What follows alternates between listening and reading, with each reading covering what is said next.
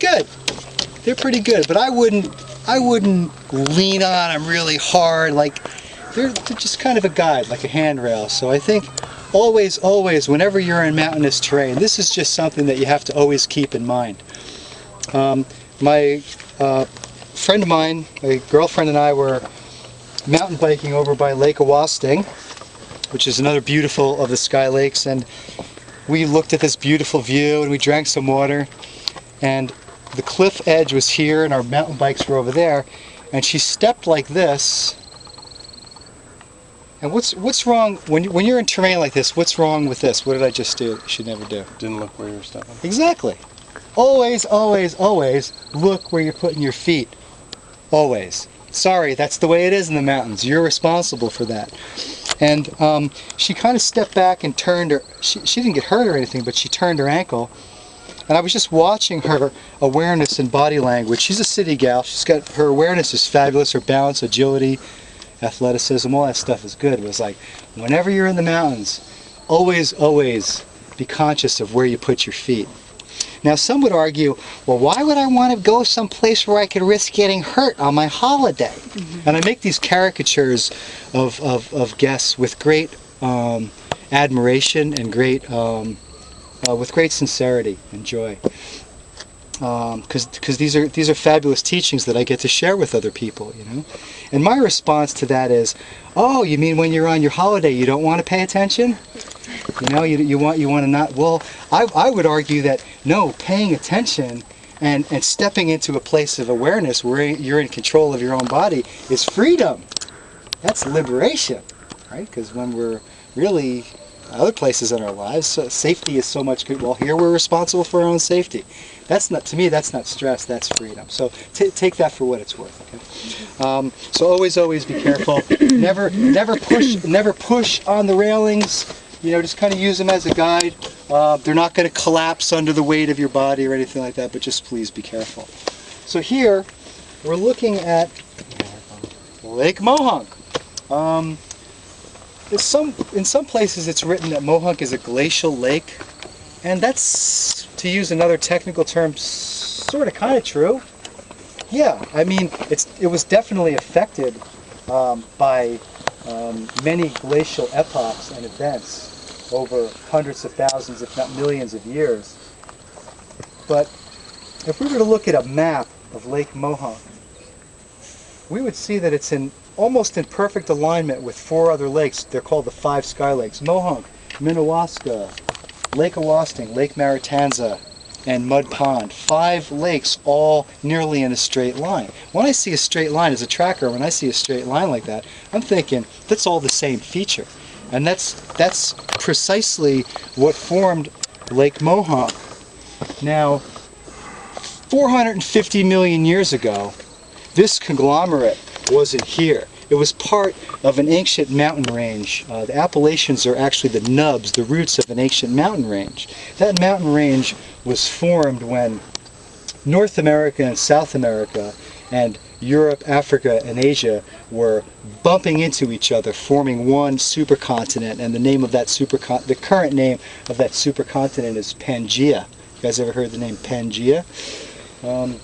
And what happens when continents bump into each other, either they subduct, meaning one dives under another, or they sort of bump into each other like two, like, what's the name of when cars? Bumper cars, like that. You know, like 2 bumper cars just going bam, like that.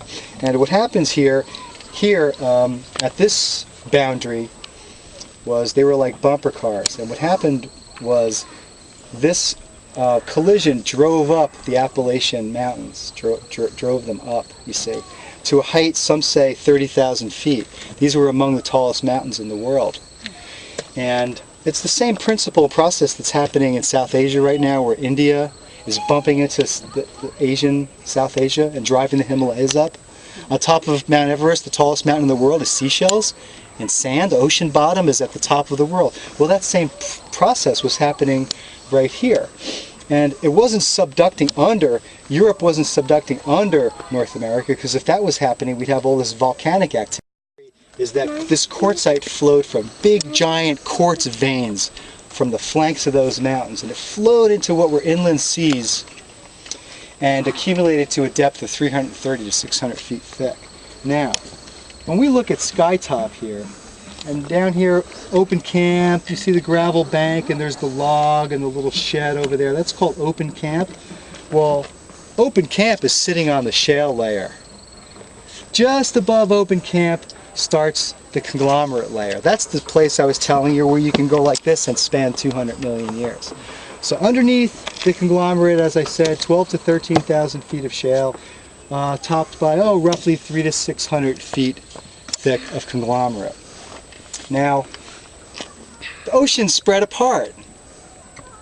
The continents spread apart, forming the Atlantic Ocean. Now, the Atlantic Ocean is about 3,500 miles wide.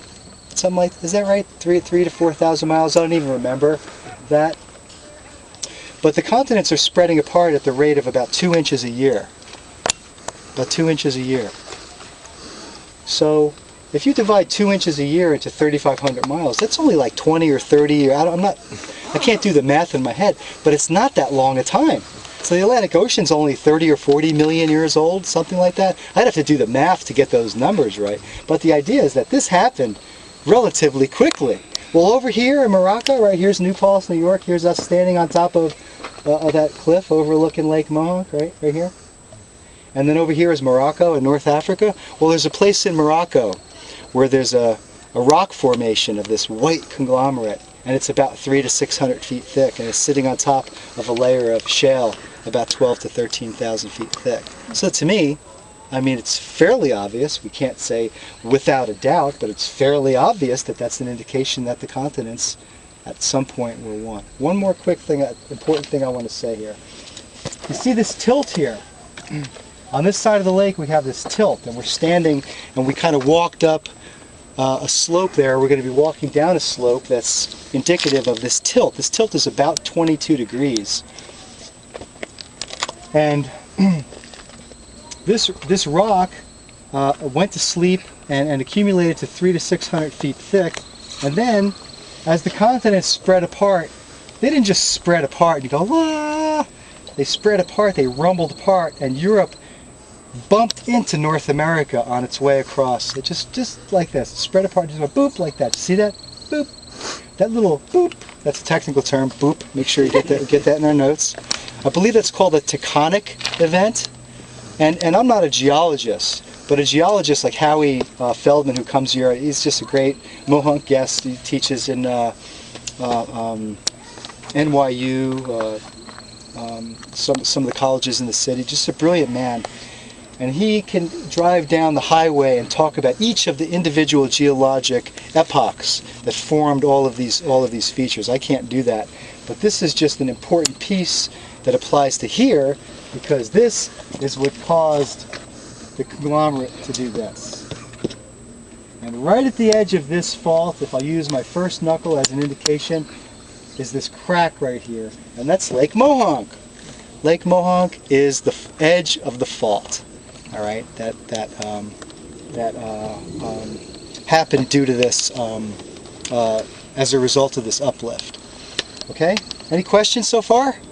This fault runs to, say what? Oh, that's a great question. I believe this particular fault, well, the northern fringe of the Shawangunk Mountains where we are right now is about 6 miles to our north, and I believe this fault runs all the way down into what's called the Kittatinny Range in southern New York and northern New Jersey, and where it continues after that I'm not sure. However, it's interesting because Hawk Mountain in Pennsylvania, when I'm in that area, I think I'm in this mountain range. It's this white conglomerate with mountain laurel and pitch pine and blueberry, and just it's just amazingly similar up to this area. So, any other questions? How deep is the lake? 61 feet. You know how I know? A little girl about this big was on a hike that we were doing with Kids Club, and we were just asking the kids some questions, and